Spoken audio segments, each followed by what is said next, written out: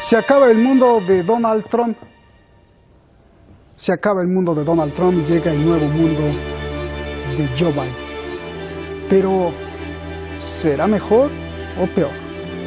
¿Pero realmente se acabó el universo Trump?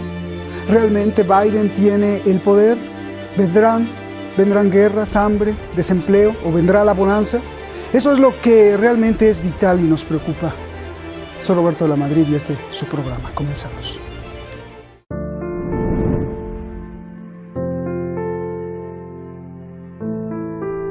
El que le llaman líder del mundo libre ya se aleja de todos los reflectores.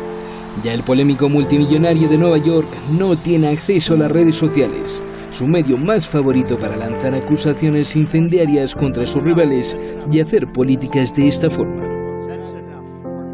Pasó sus últimas horas en la Casa Blanca y en una ceremonia de despedida en la que ni siquiera su vicepresidente Mike Pence asistió. El 45º presidente de Estados Unidos dijo que pronto el mundo va a respetar a los estadounidenses. My fellow Americans, 4 years ago we launched a great national effort to rebuild our country, to renew its spirit, and to restore the allegiance of this government to its citizens.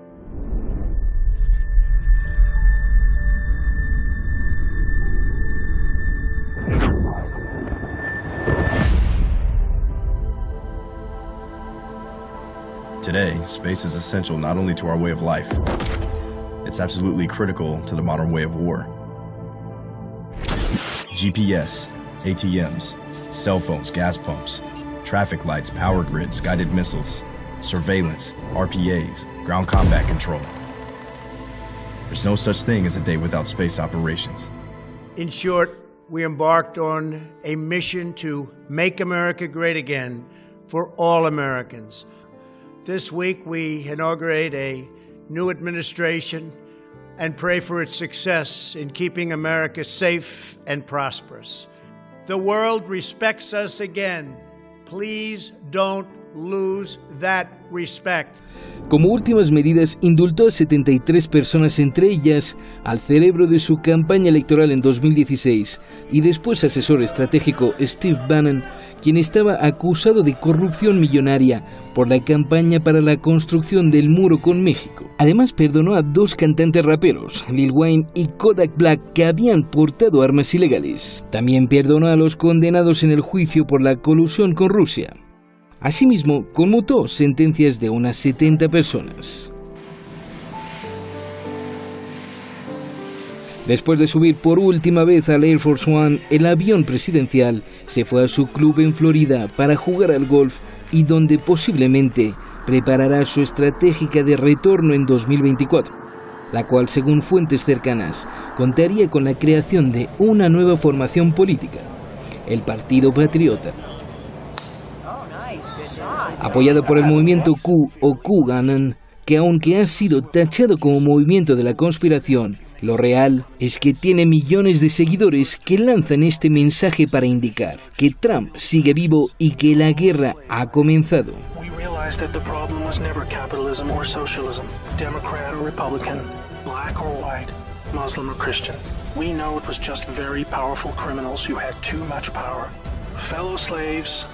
It's time to buckle your seatbelt, recognize your true enemy, and embrace a new future that we all owe to the brave patriots who risked their lives to achieve this victory against the greatest force of evil the world has ever known. May God bless America.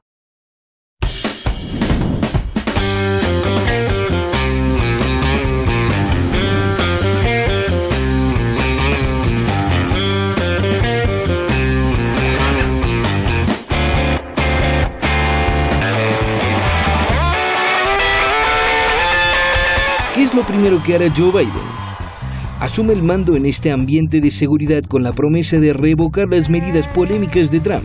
Biden firmará 17 órdenes ejecutivas en el primer día, rechazando, entre otras medidas, la salida de Estados Unidos del Acuerdo Climático de París y el abandono de la Organización Mundial de la Salud. Asimismo, suspenderá la construcción del muro con México con el presupuesto del Pentágono y pondrá fin a las restricciones migratorias, tanto a los musulmanes como a los indocumentados. I, Joseph Robinette Biden Jr., do solemnly swear. Y después comenzará otra historia.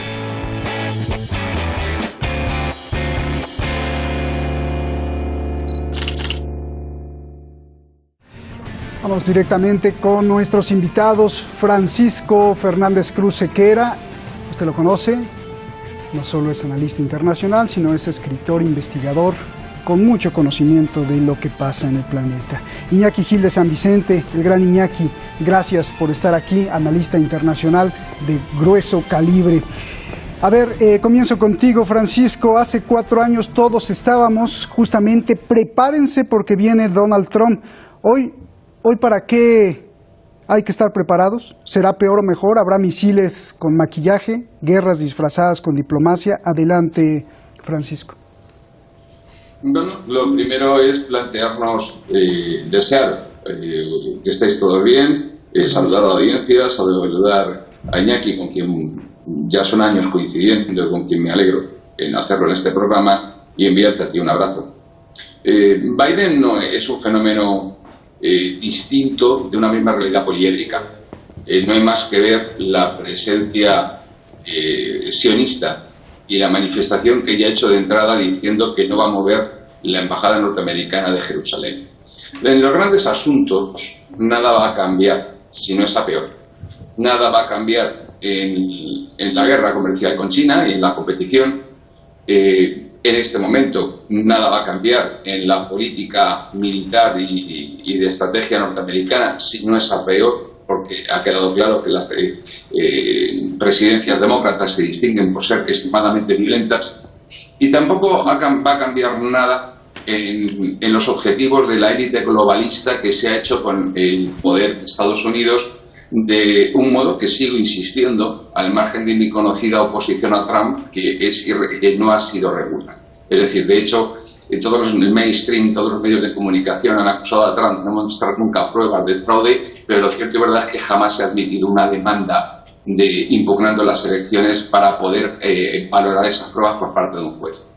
Dicho esto, lo que tenemos es, por un lado, la cuestión iraní, en la que Biden tiene 2 opciones: una, seguir incumpliendo la ley, o 2, respetar los acuerdos de Viena y levantar las sanciones contra Irán, pero no parece que vaya a hacerlo, porque dice que quiere revisar todo el tratado y que quiere incluir cuestiones nuevas, como es la cuestión de los misiles, que los acuerdos de Viena no contemplaban.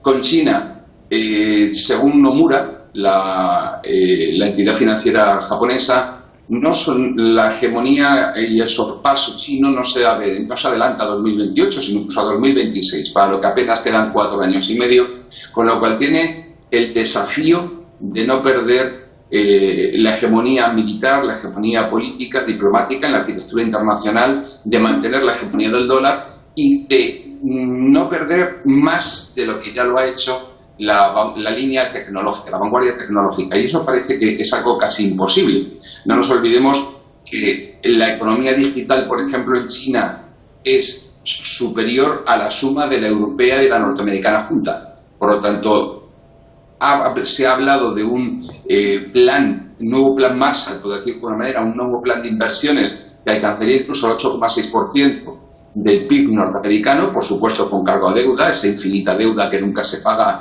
porque no es más que darle vueltas a la maquinita, y la reconstrucción de la cuestión con Europa y del tema de la OTAN, que va a exigir en tiempos muy difíciles, porque mientras que China es la única gran potencia que ha saldado 2020 con un crecimiento del 2,3%, en Estados Unidos ha sufrido una contracción, y ya de Europa ni hablamos.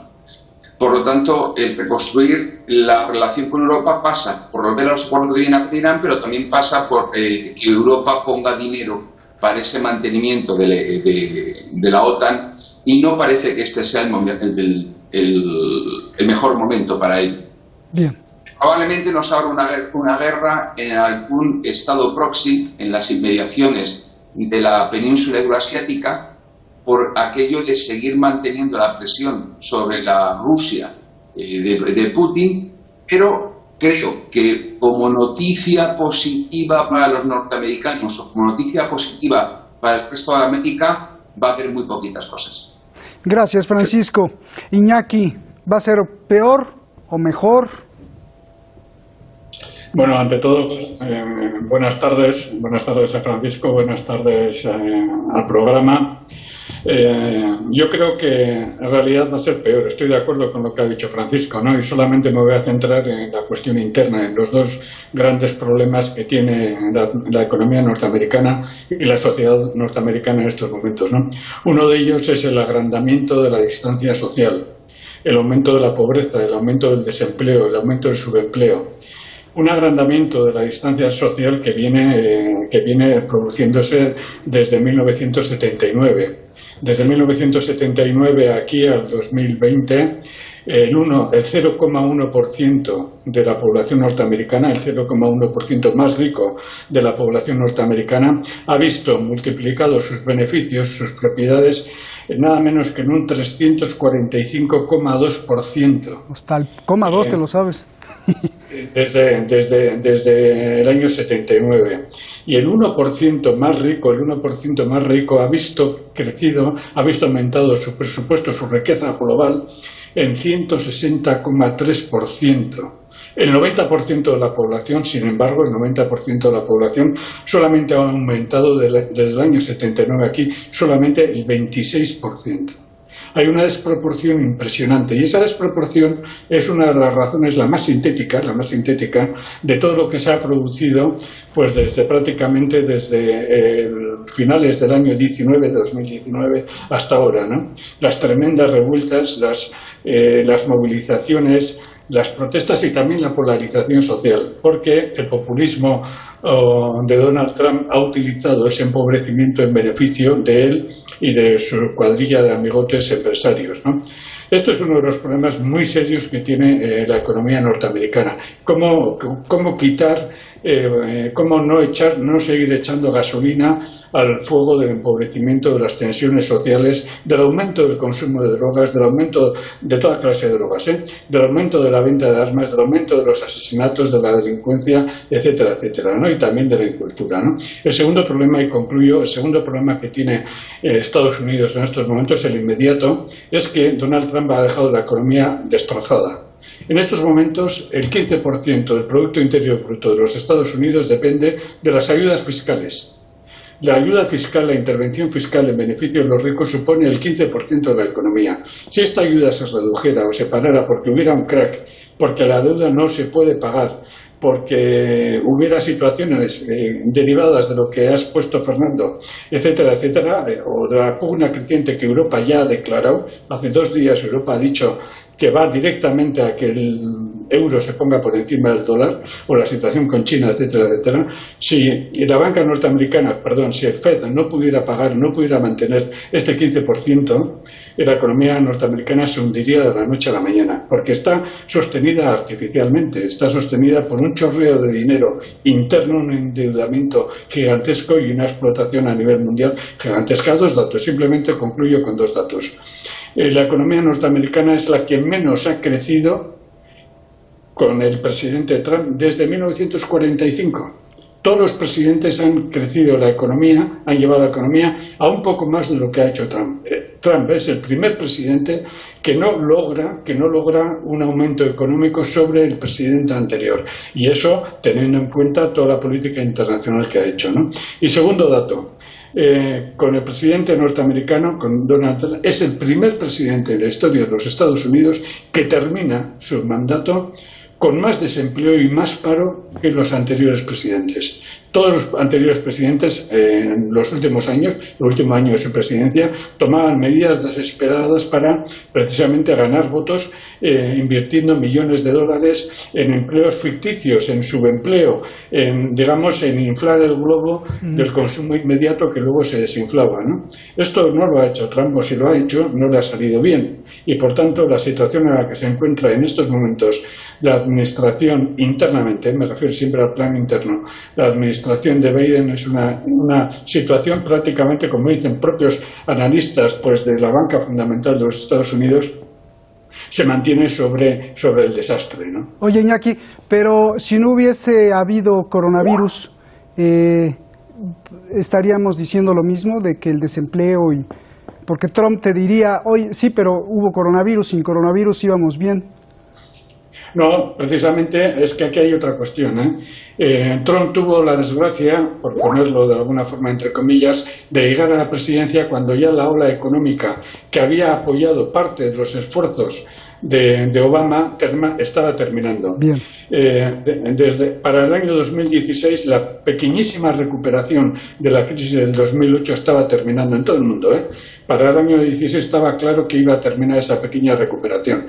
Para el año 17 esa pequeña recuperación se había esfumado y en ese momento Donald Trump tomó medidas que eran suicidas, que prolongaron un poquito la situación al 2018, pero que luego eran realmente suicidas. Y por eso en el 2019 intentó frenar un poco y negociar algo con China. Acordémonos cómo intentó al final del 2019, previendo que venía la pandemia, intentó negociar algo con China, pero era tarde y a eso se le sumó la pandemia. O sea, lo que ha ocurrido con Donald Trump es que no ha sabido responder primero a una desaceleración económica mundial que era cierta, que venía ya para abajo, eso se veía en China, se veía en todo el mundo, no supo reaccionar ante eso, pero luego tampoco ha sabido reaccionar a la pandemia. Gracias, Iñaki. Francisco, a mí me encanta analizar los símbolos. ¿Qué significa que escuchaste el himno nacional de Estados Unidos? Ella haya cantado el himno en el acto inaugural de Biden. Esto tiene muchísimo significado, ¿no? Pues a mí es que la verdad me parece un detalle en el que sinceramente no he reparado y tampoco le concedo excesiva importancia. Yo, si me permites, quisiera decir algunas cosas porque no quiero que me queden sin decir. Creo que tanto Iñaki como yo, Francisco, que no Fernando, Iñaki, estamos haciendo un retrato de la situación en el que yo me estoy centrando más en el externo y en el interno. Y en el externo no quisiera dejar de señalar dos aspectos. Uno es el intento de Biden de mantener el Tratado de París en cuanto a lo que es la conservación del medio ambiente y no contaminación. Otro es que no tenemos que olvidarnos de que Biden participó en las negociaciones de Obama que llevaron al Tratado Transpacífico, con el que se disputaba en ese nuevo escenario de más del 50% del comercio del mundo, que es el Pacífico, la competencia comercial en China, y luego señalar los distintos aspectos que la propia familia de Biden ha tenido en cuanto a casos de corrupción conocidos, en el que se acusa incluso a Biden de haberse reunido con funcionarios del Partido Comunista Chino para facilitar las actividades empresariales de su hijo Hunter, tanto en China como en el tema de Ucrania. Y eso creo que es muy importante porque en esa faceta que tenemos, al margen de la realidad que ha señalado Iñaki, de una profunda, constante desigualdad en la distribución de la riqueza y de la calidad de vida entre las clases sociales en Estados Unidos y también en el resto del mundo, porque si algo se ha demostrado, y vayamos a los estudios de Piketty para verlo, es que la desigualdad a nivel mundial se está generalizando, hay una cada vez mayor concentración de riqueza en menos manos. En el caso concreto, esa desigualdad dentro de Estados Unidos también es una consecuencia y un resultado de ese retroceso de Estados Unidos en el Pacífico. Bien. Rápido, te hago dos preguntas, Francisco, para que también se las haga yo a Iñaki. ¿Qué lección nos deja Donald Trump? O sea, ¿qué podemos aprender? Y la segunda, ¿cuánto crees tú que se equivocó Trump? De 0 a 10, donde 10 es ningún error y 0 es todo error. ¿Qué número le escoges, por favor? Tendríamos que ir en una cuestión por temas. Por ejemplo, en la mayor parte de los temas yo le daría a Trump un 0. Por ejemplo, toda la cuestión sionista. Estados Unidos, los Estados Unidos de Trump han sido uno más, clarísimo, de convertir a Estados Unidos en un estado recadero, vasallo de las políticas del Likud y de Netanyahu. Se ha atrevido a ese traslado de la embajada de Estados Unidos a Jerusalén, siguiendo esa línea que yo he señalado en ese mandato del sionismo cristiano evangélico y demás. Y en cuanto a otras cuestiones, como es el intento de alguna manera pequeño de girar la política norteamericana en otros aspectos, acertada o equivocadamente según su criterio. Pero yo creo que la intención era salvaguardar los intereses del trabajador medio, del norteamericano medio, de alguna manera. No digo de todas, ni en todo, ni que esa fuese su intención primordial. Pero por lo menos ha habido una retórica de ello, cosa que en casos anteriores, de presidencias anteriores, bueno, lo hemos estado viendo. Lo único que se han hecho ha sido permanentes reducciones de impuestos para los ricos, que han provocado un aumento de la concentración de la riqueza en Estados Unidos, y por lo menos Trump mantenía una retórica, aunque fuera interesada para apoyarse en esas clases medias y trabajadoras, de algún tipo de intención de algo, de hacerlo de otra manera. Yo creo que no lo consiguió. Creo que Trump es el paradigma del hipócrita, y no creo que haya sido una persona ni tan siquiera inteligente para entenderse su propio papel. Él estaba fuera del sistema, él era un outsider, se atrevió con una máquina muy grande, y los medios de comunicación le han colocado donde están, en esa inmensa máquina, propiedad de muy pocas empresas, que están en manos de muy pocas personas, y lo prueban un detalle. Miren ustedes cómo Facebook, Twitter, etcétera, que son propiedad de conocidos judíos con residencia en Israel, le han retirado sus cuentas.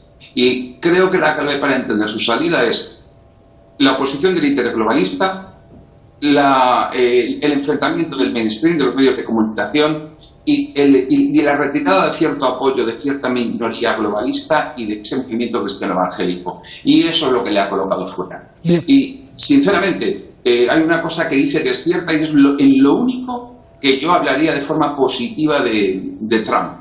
No ha empezado ninguna guerra nueva. No ha empezado ninguna guerra. A ver, si tú le pones un 0 o un 10, que no creo el 10, ¿verdad? Querido Iñaki, y te pregunto algo muy importante que tú tocaste y quiero que me profundices. Los seguidores de Donald Trump, no Donald Trump, los seguidores se quedan con la semilla de la duda. Y aunque sea calificada como teoría de la conspiración, eso es lo que piensan millones. El discurso QAnon, el discurso de los patriotas. Ahí pusimos justamente un video de los seguidores en el package de entrada, en la nota de entrada, de Donald Trump, seguidores de Donald Trump, que alertan que el verdadero enemigo no es ni el capitalismo, ni el comunismo, ni cristianos contra musulmanes, sino es un enemigo oculto en todo el mundo que ordena a todos y que se mueve con el dinero de las corporaciones. Dos preguntas ahí, Iñaki. Primero, ¿existe realmente ese enemigo? Y segunda, aunque no existe, ¿qué va a pasar con las millones de personas que creen en esto y quisieron que Donald Trump se convirtiera en el primer republicano de la historia en tener tantos millones de votos de apoyo? Por favor. Bueno, hay que tener en cuenta que la población, el sector de la población arruinada que ha apoyado a Donald Trump es un sector que no tiene una formación de la historia económica, de la historia política, que no tiene una formación de la historia social de Estados Unidos y de la humanidad, ¿no?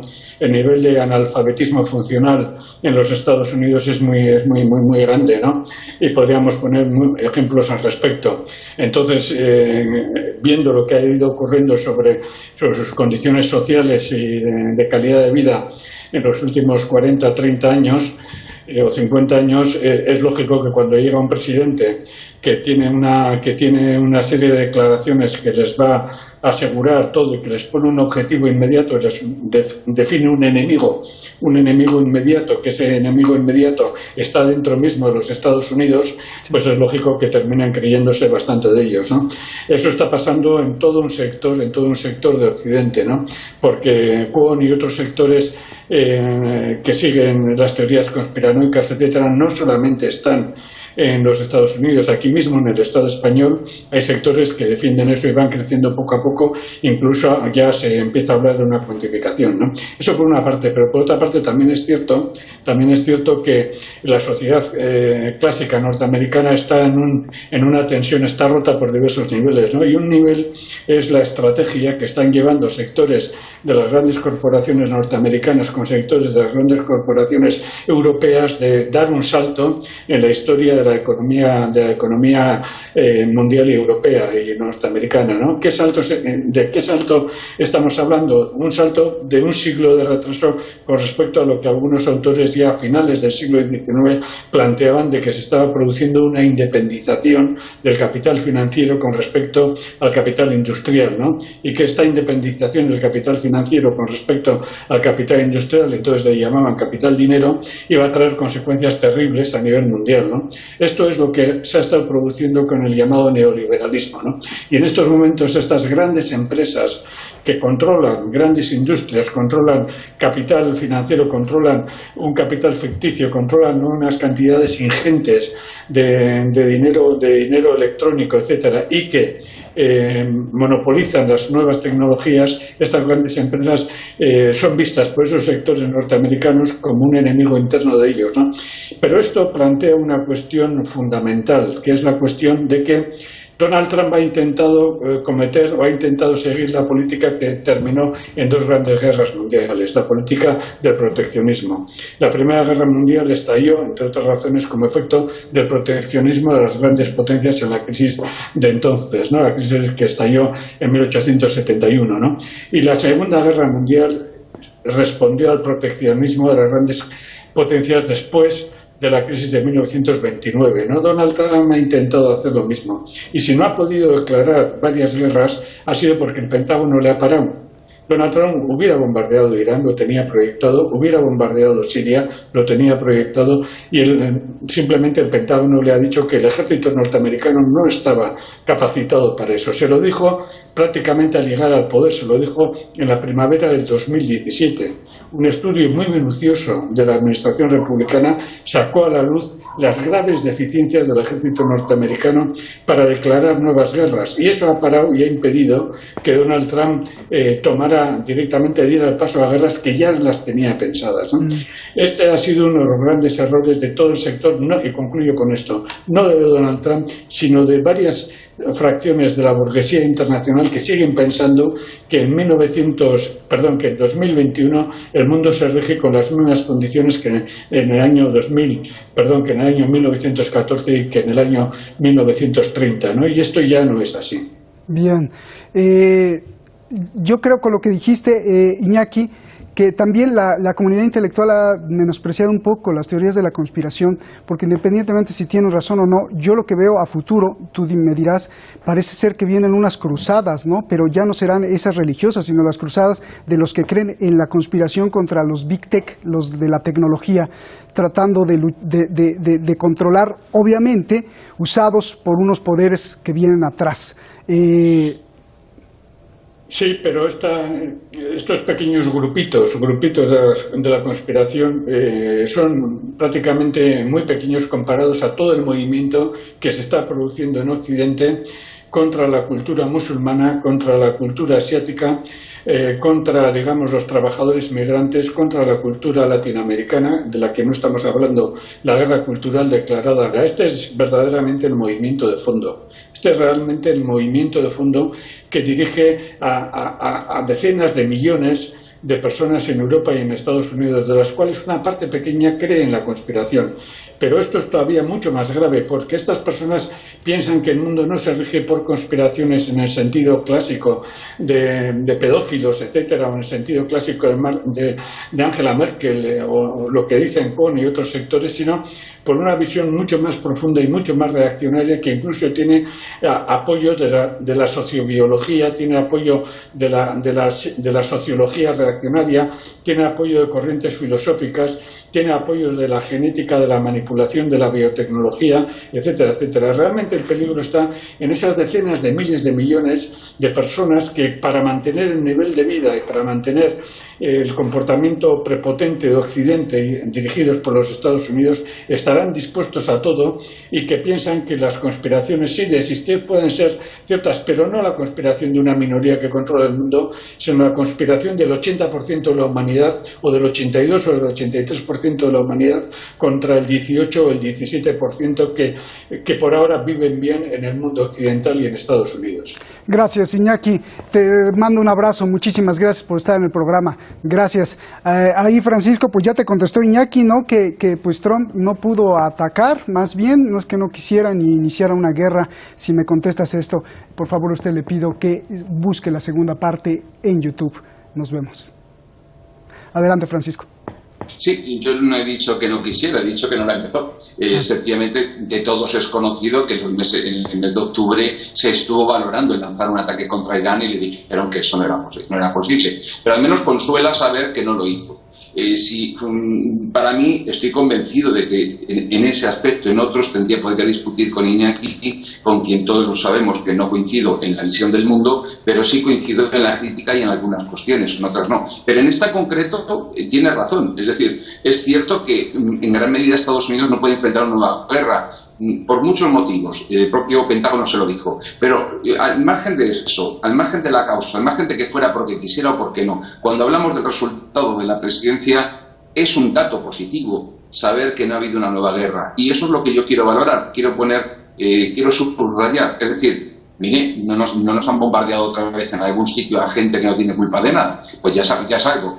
¿Que no ha sido porque no ha podido? Pues qué alegría. A ver si dura mucho y conseguimos que sigan sin poder bombardear y matar a alguien. Pero evidentemente es un dato positivo que eso no haya ocurrido. Oye, Francisco, justo con lo que estábamos hablando, que es tan importante del movimiento de las masas, independientemente si sea verdad o mentira, y debido a que la lucha por el poder y la política son tan sucias, tal como nos los ha demostrado la historia, incluido tu libro, pregunta, ¿hay la posibilidad de que Donald Trump sea asesinado para convertirlo héroe de sus seguidores patriotas? Y entonces el nuevo partido, ese que se dice que va a ser, tome un gran poder. Recordemos que debido a esta tendencia llamada patriota y debido al movimiento QAnon, Donald Trump se convirtió en el primer republicano en tener más votos en la historia. Entonces no podemos menospreciar esa cantidad de votos, por favor.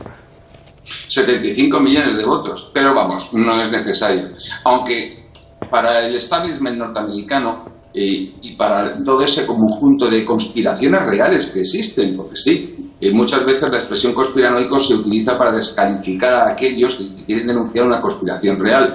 La muerte de Kennedy, por ejemplo, pues no se resolvió nunca.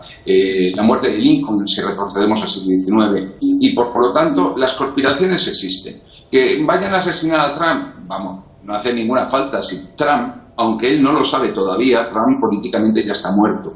Y como símbolo, ahora va a empezar una pelea muy bonita entre los republicanos que va a ser a ver quién le hereda a Trump los 75 millones de votos, porque Trump políticamente está muerto, pero los trumpistas no. Y evidentemente ese es un movimiento en marcha y habría que estudiar todas las conexiones de la extrema derecha y de la derecha norteamericana, desde el movimiento alt-right, las milicias supremacistas, el movimiento evangélico, todo esto.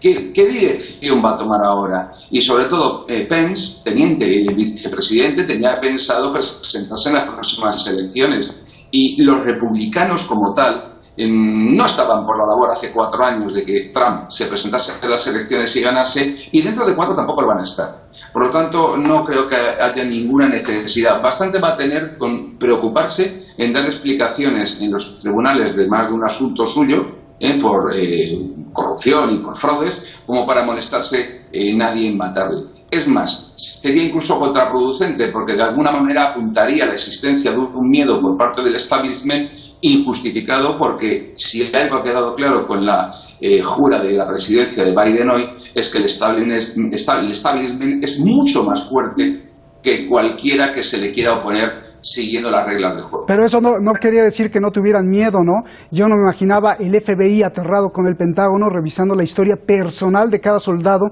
que asistió al Capitolio para cuidarlo, porque tenían miedo justamente que estas teorías conspirativas o de QAnon o de patriotas estuvieran ensuciando la mente de sus soldados y por dentro fuera el ataque o fuera una sublevación militar, ¿no?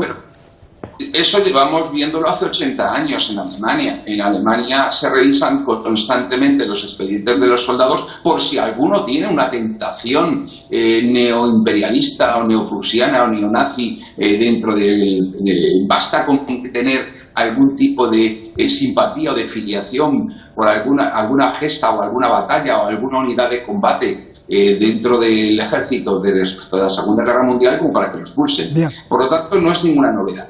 Lo novedoso sí es cierto que es un despliegue de seguridad fuera de lo común, pero precisamente ¿por qué? Porque la sociedad norteamericana en este momento tiene una brecha interna muy grande en muchos sentidos. Tiene una guerra racial en su interior, tiene una guerra de contenido religioso, tiene una guerra de contenido económico, y todo eso hace que la necesidad de preservar la seguridad en un acto público como este lleve a mirar hasta los antecedentes de la abuelita del soldado que pasa por allí. pero no es tanto en sí una idea de conspiración como de una extrema seguridad.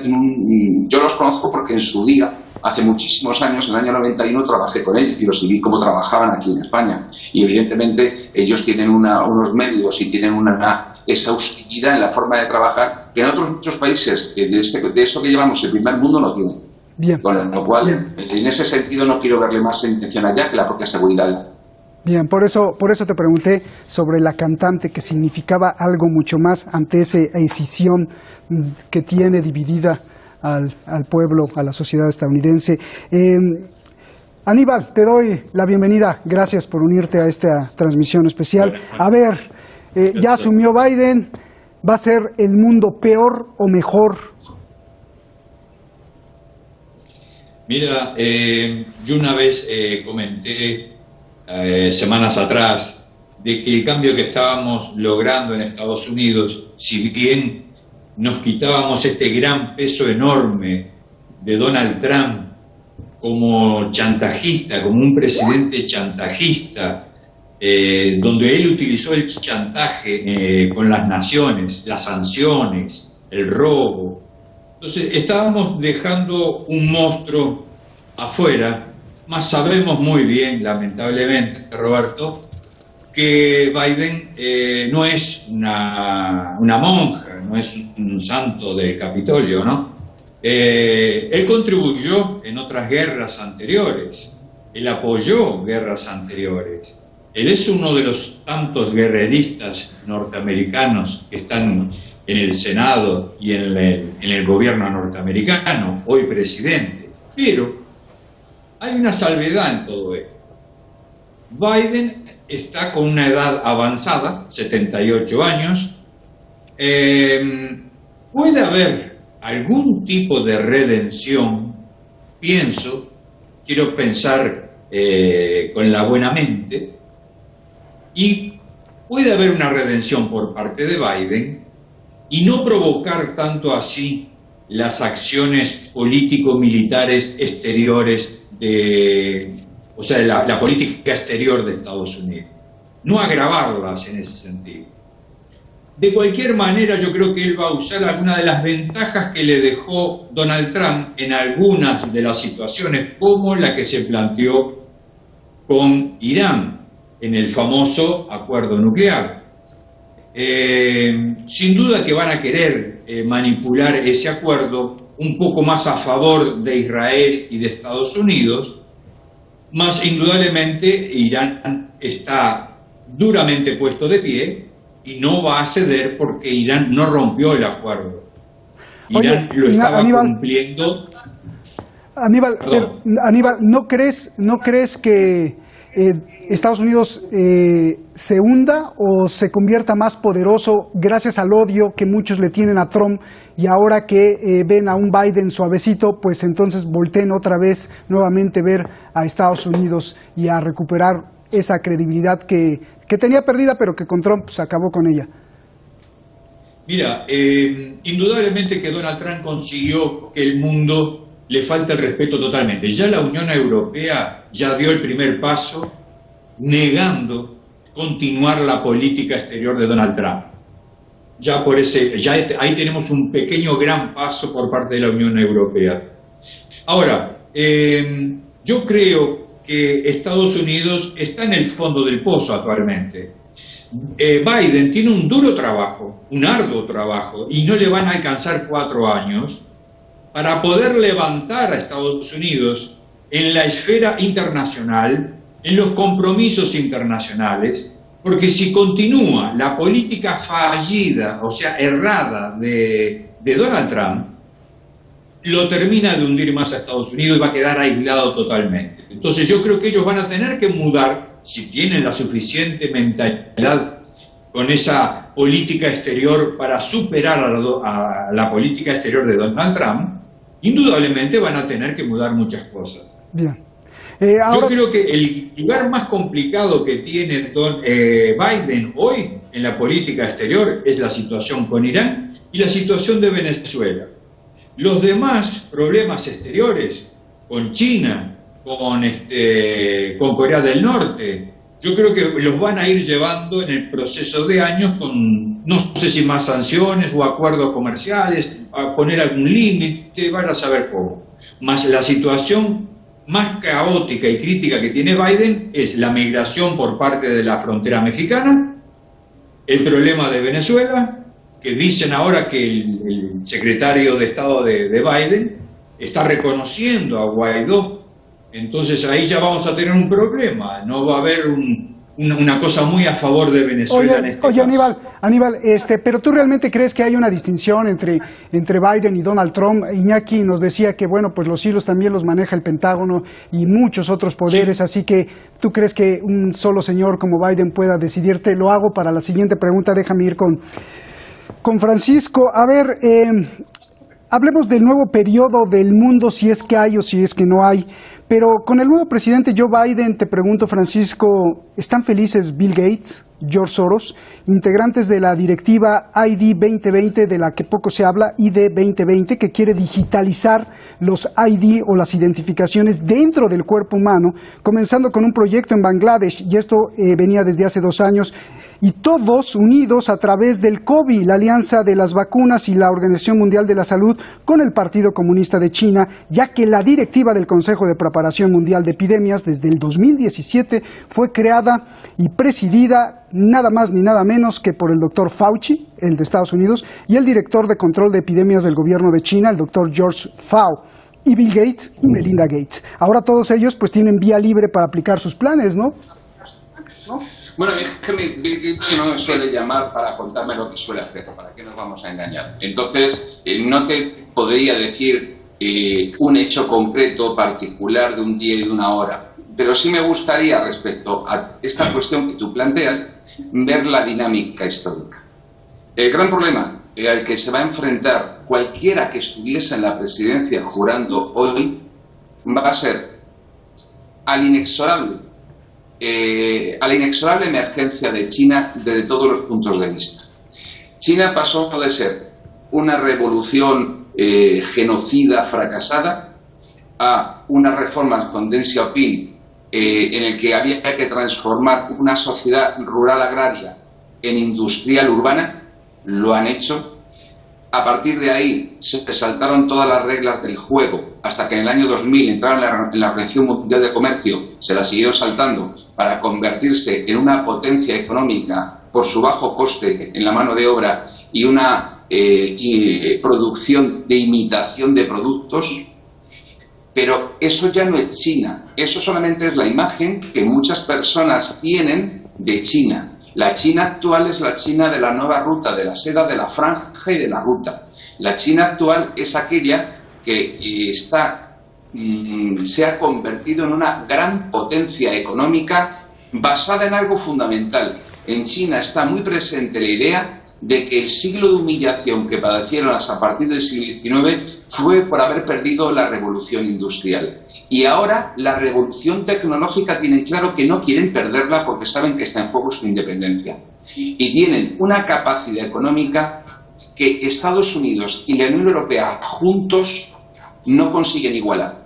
Entre ambos no tienen en este momento aproximadamente 850 millones de personas comprando por Internet en una economía digital.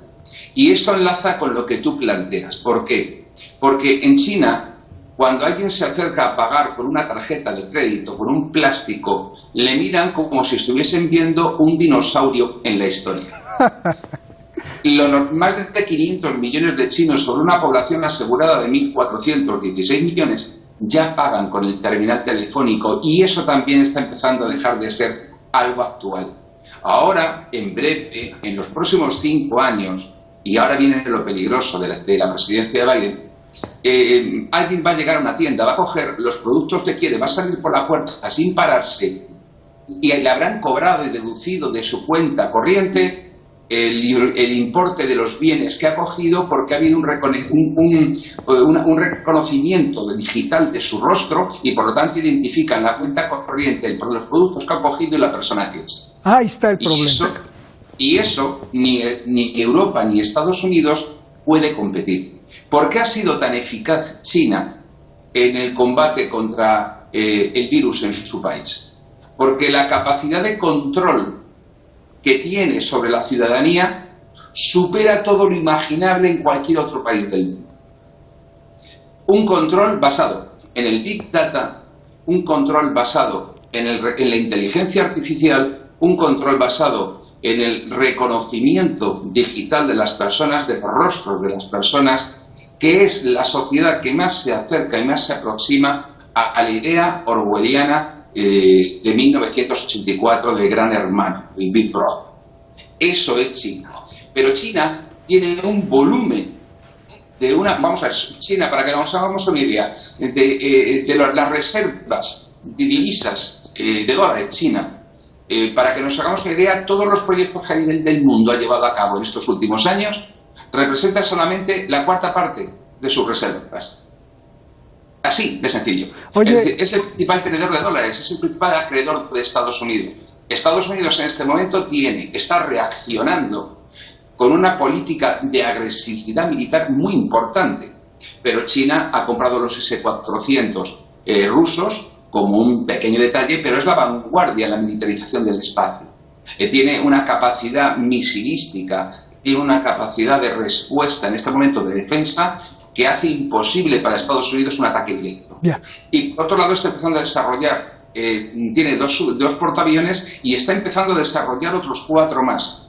Y en breve va a tener una afirmación militar del mar de China Meridional. Bien. Y por lo tanto, a final de esta presidencia de Estados Unidos, alguien va a tener que reaccionar, porque Nomura lo decía hoy, en 2026 China estará por delante de Estados Unidos también en el plano militar. Oye, Francisco, ¿y no te da miedo eso para tus hijos, lo que comentaste de la inteligencia artificial, de que vas a ser escaneado, controlado? Es un mundo que no quiero vivir. Es un mundo tan horrible que la posibilidad de nacer hoy para vivir una realidad de ese tipo me parece espantosa.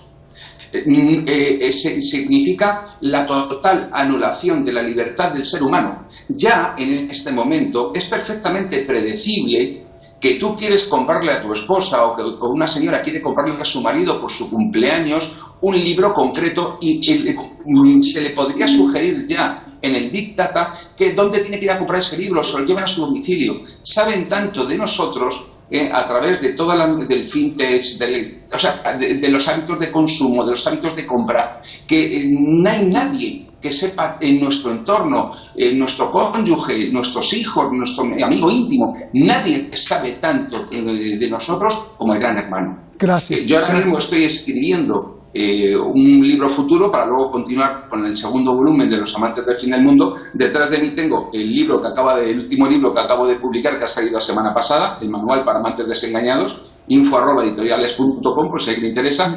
Pero ahora mismo yo estoy escribiendo sobre este tema porque es algo que entre la ciudadanía y la opinión pública casi se mueve todo a tal velocidad que casi está pasando desapercibido, hasta que sea una realidad ya en su propia vida evidente. Bien. El retroceso de las sucursales bancarias, el retroceso del dinero en efectivo, el retroceso en sociedades desarrolladas de la desaparición de los cajeros automáticos.